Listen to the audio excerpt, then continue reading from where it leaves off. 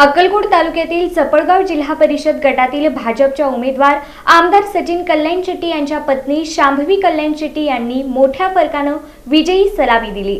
अक्कलकोट तालुक्यातील चपळगाव जिल्हा परिषद गटाच्या भाजपच्या उमेदवार तथा आमदार सचिन कल्याण शेट्टी यांच्या पत्नी शांभवी कल्याण शेट्टी यांनी मोठ्या फरकाने विजयी सलामी दिली।